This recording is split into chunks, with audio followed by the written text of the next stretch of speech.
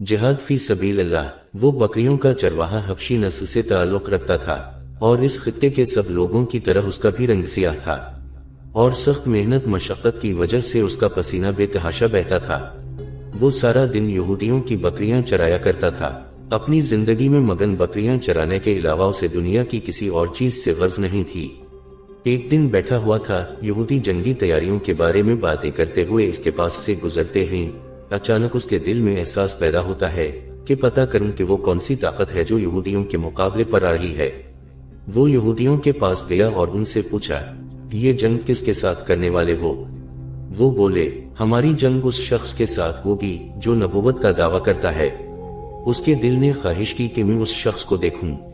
वो उठा और लोगों से पूछता हुआ रहमते आलम सल्लल्लाहु अलैहि वसल्लम के पास आया और कहने लगा, आप सल्लल्लाहु अलैहि वसल्लम मुझे बताएं कि आप सल्लल्लाहु अलैहि वसल्लम किस चीज की दावत देते हैं। अल्लाह के प्यारे नबी ने बताया, मेरी दावत तौहीद की दावत है, अल्लाह के सिवा किसी की इबादत ना करो, इसके साथ शरीक ना ठहराओ और मुझे अल्लाह का रसूल मानो, और ये कि मैं अल्लाह की वही से इस्तेहकाम लोगों को पहुंचाता हूँ।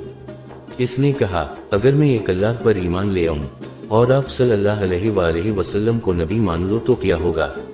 नबी पाक सल्लल्लाहु अलैहि वसल्लम ने फरमाया, जन्नत मिलेगी। वो बहुत हैरान हुआ और कहा, ऐ अल्लाह के प्यारे नबी, मेरा रंग सियाह है, मैं खूबसूरत भी नहीं और मेरे पास कुछ भी नहीं। अगर मैं अल्लाह की राह में लड़ते हुए शहीद हो जाऊं तो क्या मुझे जन्नत मिलेगी?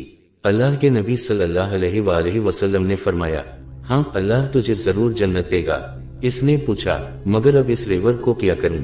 बकरियों का मालिक किला में बंद बैठा था। ये मालिक यहूदी था और खैबर में सिर्फ यहूदी आबाद थे।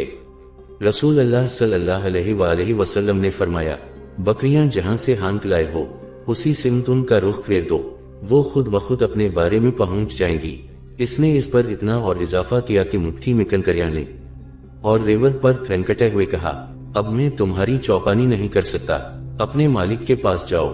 देखते ही देखते बकरियां किले की दीवार के नीचे पहुंच गईं जहां उनका बाड़ा था।